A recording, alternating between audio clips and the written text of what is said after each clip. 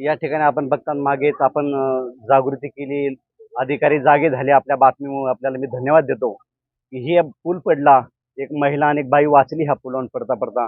नगरपालिकेचे अधिकारी आले आणि आल्याने त्यांनी आमच्या डोळ्यावरचं पाणी पुसलं.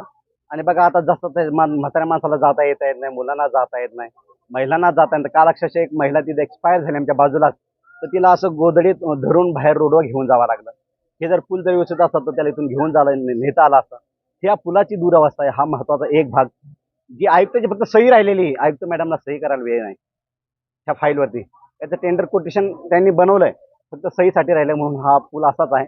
लोक सफर करतात, त्याच्यात परत कोणी पण पडू शकतं, हा महत्वाचा आहे. दुसरा विषय असा आहे की शहरामध्ये असे खड्डे खोदून ठेवलेले आहेत की ज्याच्यामुळं महिलांना, लोकांना, ॲम्ब्युलन्स आणि रिक्षा काही पण असेल, वाहतूक जी आहे, शाळेतले मुलं असतील, म्हाताऱ्या महिला असतील, म्हातारे माणसं असतील, ह्या सगळ्यांना सफर करावं लागतं.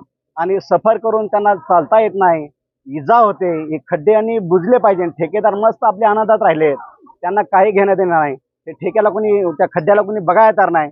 एकाही ठेकेदाराला, अधिकाऱ्याचं काम आहे त्यांना सक्ती करणं, त्यांना नोटीस देणं, त्यांना सूचना देणं आणि त्यांच्याकडून ते खड्डे रोड लवकर बुजून घेणं. अक्षरशः तुम्ही आता बघितलं असेल की त्या नळाचं जे पियाचं पाणी, आता आयुक्त मॅडम आता सगळीकडे मीटर लावतायत, नळाला मीटर लावतायत आणि पाणी असं घाण येत आहे की लोकांचं आरोग्य धोक्यात आहे. लोकांनी पुन्हा का ओरडायचंय, याच्यासाठी वारंवार आंदोलनं दिली, निवेदन केली, पण कुणाला जाग येत नाही. व्यापाऱ्या लोकांचे व्यापार बंद झाले, त्यांनी अक्षरशः दुकानं बंद केले. आज 3-3 महिने झालेत की लोकांचा व्यापार नाही, गिराईक नाही, माशा मारत बसत, माशा पण नाही.